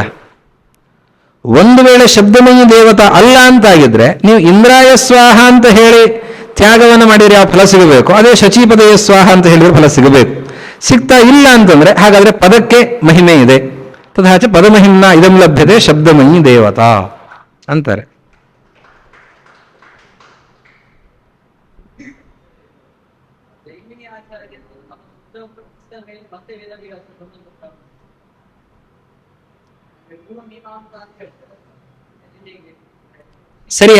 ಸರಿಯಾದದ್ದು ಹಾಗೇನೆ ಜೈಮಿನಿ ಮಹರ್ಷಿಗಳು ಸೂತ್ರಗಳ ರಚನೆಯನ್ನ ಮಾಡಿದ ಮೇಲೆ ಜೈಮಿನಿ ಋಷಿಗಳು ಸೂತ್ರ ರಚನೆಯನ್ನು ಮಾಡ್ತಾರೆ. ಅದಾದ ಮೇಲೆ ಪೈಲರು ಮತ್ತೆ ಸಂಕರ್ಷಣ ಅವರು ಸೇರಿ ರಚನೆ ಮಾಡಿದ್ದು ಸಂಕರ್ಷಣ ಕಾಂಡ ಅಂತ ಕರೆಯುತ್ತೇವೆ, ದೈವಿ ಮೀಮಾಂಸ. ಅದರ ಕೊನೆಯಲ್ಲಿ ಏನು ಬಂದಿದೆ ಅದನ್ನು ಅವಲಂಬಿಸಿ ಮತ್ತೆ ನಂತರದಲ್ಲಿ ರಚಿತವಾಗಿರುವಂಥದ್ದು ಬ್ರಹ್ಮಸೂತ್ರಗಳು. ಬ್ರಹ್ಮಸೂತ್ರ ಅವರಿಗೆ ಆದೇಶವನ್ನು ಮಾಡ್ತಾರೆ, ಶಿಷ್ಯರಿಗೆ ಉಪದೇಶವನ್ನು ಮಾಡಿ ಆದೇಶವನ್ನು ಮಾಡ್ತಾರೆ, ನೀವು ರಚನೆ ಮಾಡಿ ಅಂತ. ಅವ್ರು ರಚನೆ ಮಾಡಿದ ಮೇಲೆ ಇವರು ಸೂತ್ರಗಳು ರಚನೆಯನ್ನು ಮಾಡ್ತಾರೆ.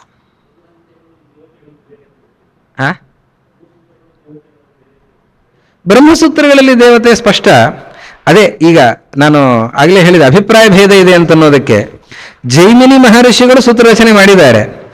ಇದಕ್ಕೆ ಈ ಅಭಿಪ್ರಾಯವನ್ನು ಶಬರಸ್ವಾಮಿಗಳು ಹೇಳ್ತಾರೆ. ಆದರೆ ಇದೇ ಜೈಮಿನಿ ಸೂತ್ರದ ಅಭಿಪ್ರಾಯ ಅಂತ ನಿರ್ಣಯ ಮಾಡ್ಲಿಕ್ಕೆ ಆಗೋದಿಲ್ಲ ಅಂತ ರಾಘವೇಂದ್ರ ಸ್ವಾಮಿಗಳು ಖಂಡನೆ ಮಾಡ್ತಾರೆ. ಹೀಗಾಗಿ ಈ ಎಲ್ಲಿ ಅಭಿಪ್ರಾಯ ಭೇದ ಇದೆ, ಈಗ ಉದಾಹರಣೆಗೆ ಇದು ವ್ಯಾಕರಣಶಾಸ್ತ್ರದ ಪ್ರಕ್ರಿಯೆಯನ್ನು ಅವಲಂಬಿಸ್ತೇವೆ. ಯಾವುದು ಅಂತಂದ್ರೆ ಶಬ್ದ ಸಾಧುತ್ವ ವಿಚಾರದಲ್ಲಿ ಈ ಶಬ್ದ ಈ ಅರ್ಥದಲ್ಲಿ ಸಾಧು, ಇದರಲ್ಲಿ ನಾವು ಅದನ್ನು ಅವಲಂಬಿಸ್ತೇವೆ. ಆದರೆ ಕೆಲವು ವಿಷಯಗಳನ್ನು, ಈ ಸ್ಫೋಟವಾದ ಕೆಲವು ವಾದಗಳನ್ನು ವೈಯಾಕರಣರು ಏನು ನಿರೂಪಣೆ ಮಾಡ್ತಾರೆ ಅದನ್ನ ವೇದಾಂತ ಗ್ರಂಥಗಳ ಖಂಡನೆ ಮಾಡುವಂಥದ್ದು ಇದೆ. ಆದರೆ ವೇದಾಂತಿಗಳು ಕೂಡ ವ್ಯಾಕರಣವನ್ನು ಅವಲಂಬನೆ ಮಾಡಿ, ಪಾಣಿನಿಯ ಸೂತ್ರಗಳ ಅವಲಂಬನೆ ಮಾಡಿ ಶಬ್ದ ಸಾಧುತ್ವವನ್ನು ಅದನ್ನೆಲ್ಲವನ್ನು ಸ್ವೀಕಾರ ಮಾಡೋದಿದೆ. ಹಾಗೆ ಈ ಪ್ರಕ್ರಿಯೆಯಲ್ಲಿ ಮೀಮಾಂಸಾ ಶಾಸ್ತ್ರಕ್ಕೂ ಇದಕ್ಕೂ ವಿರೋಧ ಇಲ್ಲ, ಪ್ರಾಯ ವಿರೋಧ ಇಲ್ಲ. ಕೆಲವು ಕಡೆಯಲ್ಲಿ ಯಾಜ್ಞಿಕರಿಗೂ ಮೀಮಾಂಸಕರಿಗೂ ಅಭಿಪ್ರಾಯ ಭೇದ ಇದೆ ಅಂತ ಅಲ್ಲೇ ಚರ್ಚೆ ನಡೆಯುತ್ತೆ. ಪ್ರಾಯ ಭೇದ ಇಲ್ಲ, ಪ್ರಕ್ರಿಯೆ ಹಾಗೆ. ಆದರೆ ಪ್ರಮೇಯದಲ್ಲಿ, ಅಂಗೀಕಾರ ಮಾಡಿರುವ ಪ್ರಮೇಯದಲ್ಲಿ ಅಲ್ಲಲ್ಲಿ ಅಭಿಪ್ರಾಯ ಭೇದಗಳಿವೆ. ಅದರಲ್ಲೂ ಕೂಡ ವೇದಾಪೌರುಷಯತ್ವ, ವರ್ಣನಿತ್ಯತ್ವ, ತಮಸ್ಸಿನ ದ್ರವ್ಯತ್ವ ಇತ್ಯಾದಿ ಅನೇಕ ವಿಚಾರಗಳು ವೇದಾಂತಿಗಳಿಗೂ ಮೀಮಾಂಸಕರಿಗೂ ಸಮಾನವಾಗಿರುವಂತಹ ವಿಚಾರಗಳು ಕೂಡ ಇವೆ.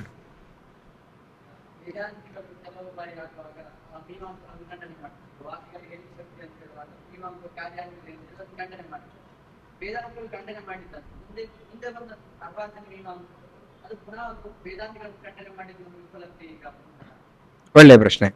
ಇದು ಕಾರ್ಯಾನ್ವಿತೆ ಶಕ್ತಿ ಅಂತ ಇದನ್ನ ಬಲವಾಗಿ ಉತ್ಪಾದನೆ ಮಾಡಿದವರು ಪ್ರಾಭಾಕರರು. ಈ ಪ್ರಾಭಾಕರರ ಅಧ್ಯಯನ ಪರಂಪರೆನೇ ಕುಂಠಿತ ಆಗಿದೆ. ಹೀಗಾಗಿ ನಂತರದಲ್ಲಿ ಪ್ರಚುರವಾಗಿ ಆ ಖಂಡನ ಮಂಡನ ಪರಂಪರೆ ಬರಲಿಲ್ಲ. ಏನು ವೇದಾಂತ ಗ್ರಂಥಗಳಲ್ಲಿ ಇದರಲ್ಲಿಯೂ ಕೂಡ ಸಿದ್ಧದಲ್ಲಿ ಶಕ್ತಿ ಇದೆ ಅಂತ ಅನ್ನೋದನ್ನ ರಾಮಾನುಜರು ಉತ್ಪಾದನೆ ಮಾಡಿದ್ದಾರೆ. ರಾಮಾನುಜ ಭಾಷ್ಯದಲ್ಲಿಯೂ ಕೂಡ ಇದೆ. ಅತಃ ಅನ್ನೋ ಶಬ್ದಕ್ಕೆ ಅರ್ಥವನ್ನ ಅವರು ಕೂಡ ಹೇಳ್ತಾರೆ. ಇನ್ನ ಮಧ್ವಾಚಾರ್ಯರು ಕೂಡ ಅಥಾತೋ ಬ್ರಹ್ಮ ಜಿಜ್ಞಾಸ ಅಂತನಲ್ಲಿ ಅತಃ ಅನ್ನೋ ಶಬ್ದಕ್ಕೆ ಅರ್ಥವನ್ನು ಹೇಳುವಾಗ ಆ ರೀತಿ ಅರ್ಥವನ್ನು ಹೇಳ್ತಾರೆ. ನಂತರದಲ್ಲಿ ಮತ್ತೆ ಮೀಮಾಂಸಕರು ಪ್ರಾಭಾಕರ ಮತ, ಅದರ ಸಮರ್ಥನೆಯ ಗ್ರಂಥಗಳು ಹೆಚ್ಚು ಬಂದಿಲ್ಲ.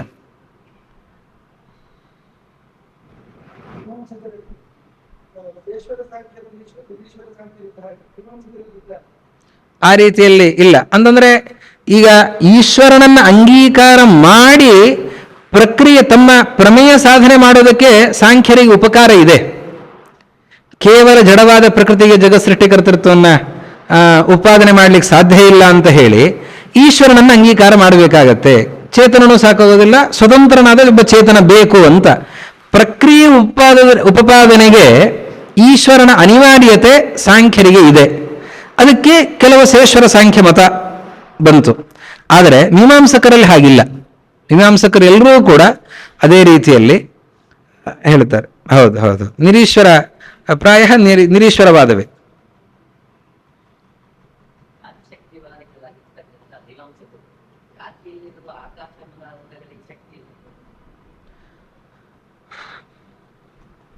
ಎಲ್ಲ ಪದಗಳಿಗೂ ಕೂಡ ಜಾತಿಯಲ್ಲಿ ಶಕ್ತಿ ಅಂತ ಹೇಳಿಬಿಡ್ತಾರೆ.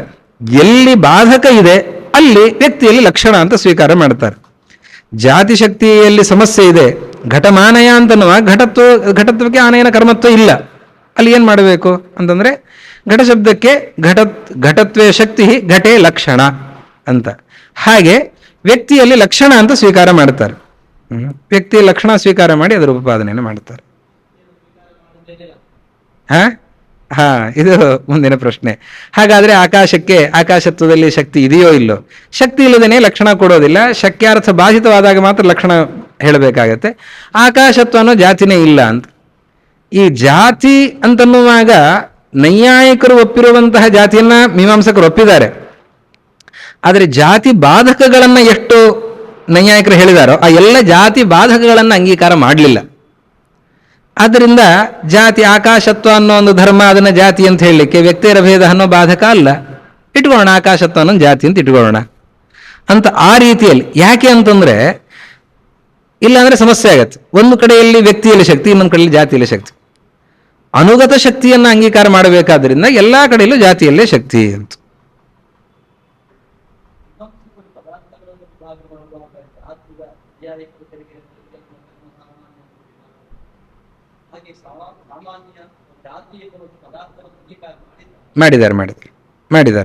ಮಾಡಿದ್ದಾರೆ ಜಾತಿಯನ್ನು ಪದಾರ್ಥವನ್ನು ಅಂಗೀಕಾರ ಮಾಡಿದ್ದಾರೆ. ಆದರೆ ನೈಯಾಯಿಕರಂತೆ ಅತ್ಯಂತ ಭೇದವನ್ನು ಹೇಳಲಿಲ್ಲ, ಭೇದಾಭೇದವನ್ನು ಅಂಗೀಕಾರ ಮಾಡ್ತಾರೆ.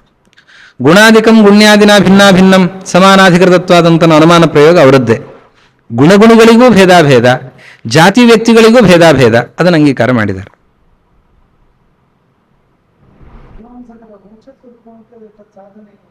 ಮೋಕ್ಷ ಸ್ವರೂಪ ಸುಖ ಸ್ವರೂಪ ಅಂತ ಹೇಳ್ತಾರೆ. ಮೋಕ್ಷವನ್ನು ಸುಖ ಸ್ವರೂಪ ಅಂತ ಹೇಳ್ತಾರೆ. ಸ್ವರ್ಗ ಅನ್ನೋ ಶಬ್ದಕ್ಕೆ ಸುಖ ಅಂತ, ಸ್ವರ್ಗ ಅನ್ನೋ ಶಬ್ದಕ್ಕೆ ಸುಖ ಅಂತನೋ ಅರ್ಥವನ್ನು ಹೇಳ್ತಾರೆ.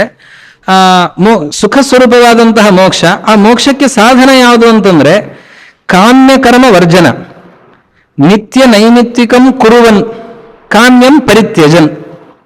ಕಾಮ್ಯಗಳ ಪರಿತ್ಯಾಗ ಮಾಡಬೇಕು, ನಿತ್ಯ ನೈಮಿತ್ತಿಗಳನ್ನು ಸರಿಯಾಗಿ ಮಾಡಬೇಕು.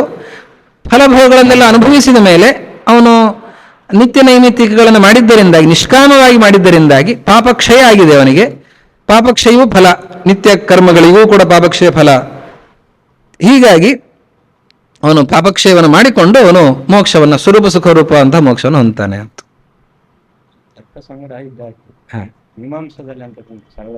ಆ ಸರಳ ಗ್ರಂಥ ಅಂದ್ರೆ ನ್ಯಾಯಪ್ರಕಾಶ, ಮೀಮಾಂಸಾ ನ್ಯಾಯಪ್ರಕಾಶ. ಅದಕ್ಕಿಂತ ಸರಳ ಗ್ರಂಥಗಳು ಒಂದೆರಡಿವೆ. ಮೀಮಾಂಸಾ ಪರಿಭಾಷಾ ಅರ್ಥ ಸಂಗ್ರಹ ಅಂತನೋ ಗ್ರಂಥಗಳು. ಅದರಿಂದ ಮೀಮಾಂಸಾ ಶಾಸ್ತ್ರ ಏನೂ ಪರಿಚಿತ ಆಗಲ್ಲ. ಅರ್ಥ ಸಂಗ್ರಹ ಮತ್ತೆ ನೀವೇ ರಚನೆ ಮಾಡಿ. ಗುರುಗಳು ದೇವದತ್ ಪಾಟೀಲ ಶಾಸ್ತ್ರಿಗಳು ಒಂದು ಬರೆದಿದ್ದಾರೆ, ಅದು ಸ್ವಲ್ಪ ಪ್ರೌಢನೇ ಇದೆ. ಇಲ್ಲಿಗೆ ಮುಗಿಸೋಣ, ಹೊತ್ತಾಯ್ತು ಅಂತ. ಮೀಮಾಂಸಾ ಶಾಸ್ತ್ರದ ಪರಿಚಯವನ್ನ ಎಲ್ಲ ವಿದ್ವಾಂಸರು, ಅನೇಕ ಹಿರಿಯರು, ನನಗಿಂತ ಹಿರಿಯರು ಎಲ್ಲ ಕೂತಿದ್ದಾರೆ. ಅವ್ರ ಮುಂದೆ ಮಾತಾಡುವಷ್ಟು ಏನು ನನ್ನಲ್ಲಿ ಸತ್ವ ಇಲ್ಲ. ಆದರೂ ಕೂಡ ಒಂದು ಪ್ರೀತಿಯಿಂದ ಕರೆದದ್ದಕ್ಕೆ ಇವತ್ತು ನಿಮ್ಮ ಜೊತೆಯಲ್ಲಿದ್ದು ಒಂದೆರಡು ಅಂಶಗಳನ್ನು ಹಂಚಿಕೊಂಡಿದ್ದೇನೆ. ಈ ಸಂಸ್ಥೆ, ಇದಕ್ಕೆ ಬಹಳ ದೊಡ್ಡ ಇತಿಹಾಸ. ಇದು ಅಷ್ಟಮಠದ ಯತಿಗಳಿಂದ ಅಧಿಷ್ಠಿತವಾಗಿ ಅವರಿಂದ ಸಂರಕ್ಷಿತವಾಗಿ ನಡೀತಾ ಇರುವಂತಹ ಸಂಸ್ಥೆ. ವೇದ ಶಾಸ್ತ್ರಗಳ ಸಂರಕ್ಷಣೆ, ಶಾಸ್ತ್ರದ ಇದು ಈಗಿನ ಕಾಲದಲ್ಲಿ, ಪ್ರಸಕ್ತ ಕಾಲದಲ್ಲೂ ಕೂಡ ಶಾಸ್ತ್ರವನ್ನು ವ್ಯಾಪಕವಾಗಿ ರಕ್ಷಣೆ ಮಾಡುವಂತಹ ದೊಡ್ಡ ಧ್ಯೇಯೋದ್ದೇಶವನ್ನು ಇಟ್ಟುಕೊಂಡು ಹೊರಟಿರುವಂತಹ ಈ ಸಂಸ್ಥೆ. ಆದ್ದರಿಂದ ಇಂತಹ ಸಂಸ್ಥೆಯಲ್ಲಿ ಈ ಉತ್ತಮವಾದ ಕ್ಷೇತ್ರ ರಜತಪೀಠಪುರ, ಇದರಲ್ಲಿ ಒಂದೆರಡು ಮಾತುಗಳನ್ನು ಆಡಿದರೂ ಕೂಡ ಸಜ್ಜನರ ಜೊತೆ ಕೆಲವು ನಿಮಿಷಗಳನ್ನು ಕಳೆಯೋದು ಕೂಡ ದೊಡ್ಡ ಸೌಭಾಗ್ಯ. ಅದರಲ್ಲಿ ಇಂತಹ ಸಂಸ್ಥೆಯಲ್ಲಿ ಉತ್ತಮವಾದ ವಿದ್ವಾಂಸರು. ನಾವು ವಿದ್ಯಾರ್ಥಿ ಜೀವನದಲ್ಲಿ ಇದ್ದಾಗಲಿಂದಲೂ ಕೂಡ ನನಗೆ ಸ್ಫೂರ್ತಿದಾಯಕರಾಗಿ ಅನೇಕ ವಿದ್ವಾಂಸರು, ನಾವು ರಾಜ್ಯ ಮಟ್ಟ ರಾಷ್ಟ್ರ ಮಟ್ಟಗಳಲ್ಲಿ ರಾಮಕೃಷ್ಣ ಪೆಜತ್ತಾಯರು, ಹೆರ್ಗ ರವೀಂದ್ರ ಭಟ್ರು, ಆಮೇಲೆ ಗುಂಡಿವೀರ ಸುಬ್ರಹ್ಮಣ್ಯ ಭಟ್ರು, ನಾವೆಲ್ಲ ಜೊತೆ ಸೇರ್ತಾ ಇದ್ವಿ. ಹೀಗಾಗಿ ಅವತ್ತಿನಿಂದಲೂ ನಮಗೆ ಈ ಸಂಸ್ಥೆಗೆ ಭಾರಿ ಆತ್ಮೀಯತೆ, ತುಂಬ ಪರಿಚಯ, ಬಹಳ ಅಭಿಮಾನವೂ ಕೂಡ ಇದೆ. ನಮ್ಮವರೇ ಆದ ನಮ್ಮ ಹಿರಿಯರು ಸತ್ಯನಾರಾಯಣಾಚಾರ್ಯ ಪ್ರಾಂಶುಪಾಲರಾಗಿದ್ದಾರೆ. ಎಲ್ಲರಿಗೂ ಕೂಡ ಹಿರಿಯರಿಗೆ ವಂದನೆಗಳನ್ನು ಸಲ್ಲಿಸ್ತಾ, ವಿದ್ಯಾರ್ಥಿಗಳಿಗೆ ಅಭಿನಂದನೆಯನ್ನ ಸಲ್ಲಿಸ್ತಾ, ಅಧ್ಯಯನದ ಸ್ಫೂರ್ತಿ ಬಹಳ ಮುಖ್ಯ. ಜೀವನದಲ್ಲಿ ಅಧ್ಯಯನದ ಸ್ಫೂರ್ತಿ ಇಲ್ಲ ಅಂತಾದರೆ ನಾವು ನೋಡ್ತೇವೆ, 60 ವರ್ಷ ಆದವರನ್ನು ತುಂಬ ಜನರನ್ನು ನೋಡ್ತೇವೆ, ನಾನು ಏನು ಮಾಡಬೇಕು ಅಂತ ನಿರಾಶಾ ಮನೋಭಾವ. ಆದರೆ ಒಬ್ಬ ಅಧ್ಯಯನ ಮಾಡಿರುವಂತಹ ವಿದ್ವಾಂಸ, ಅದು ಯಾವುದೇ ಶಾಸ್ತ್ರದ ಅಧ್ಯಯನವನ್ನು ಮಾಡಿರಲಿ, ಅವರಲ್ಲಿರುವಂತಹ ಉತ್ಸಾಹ 60 ಮೇಲೆ ನನಗೆ ಕೆಲಸ ಇದೆ ಅಂತಾರೆ. ಹೇಗೆ ಅವರು ತಮ್ಮ ಪೂರ್ವ ಜೀವನದಲ್ಲಿ ಅವರು ಪ್ರವೃತ್ತರಾಗಿರುತ್ತಾರೆ, ಹಾಗೆ 60ರ ನಂತರದಲ್ಲಿಯೂ ಕೂಡ ಅವರು ನಿವೃತ್ತಿಯನ್ನು ಹೊಂದದೇನೆ ಅವರು ನಿರಂತರವಾಗಿ ಲೇಖನವೋ ಅಥವಾ ಒಂದು ಭಾಷಣವೋ ಮತ್ತೊಂದು, ಅದರಲ್ಲಿ ಒಂದು ಜೀವನೋತ್ಸಾಹ. ಜೀವನದಲ್ಲಿ ಚೆನ್ನಾಗಿರಬೇಕು ಅಂದ್ರೆ ಅಧ್ಯಯನ ಮಾಡಬೇಕು, ಪರಲೋಕದ ಸಾಧನೆ ಅಂದ್ರೆ ಅಧ್ಯಯನ ಮಾಡಬೇಕು. ಅದಕ್ಕಾಗಿ ವಿದ್ಯಾರ್ಥಿಗಳಿಗೆ ಕಿವಿ ಮಾತು ಅಂತಂದ್ರೆ ಅಧ್ಯಯನದ ಉತ್ಸಾಹವನ್ನು ಎಂದಿಗೂ ಕಳ್ಕೊಳ್ಬಾರದು. ನಿರಂತರ ಅಧ್ಯಯನ ಉತ್ಸಾಹ ಇರಬೇಕು. ಏನು ಸಾಧ್ಯವೋ ಅದನ್ನ ಸಂಪಾದನೆ ಮಾಡಿಕೊಳ್ಳುವಂತಹ ಒಂದು ಹಂಬಲ ಇದ್ರೆ ಜೀವನ ಚೆನ್ನಾಗಿ ನಡೀತದೆ ಅಂತ ಹೇಳ್ತಾ 2 ಮಾತನ್ನ ಶ್ರೀ ಗುರು ಮಧ್ಯ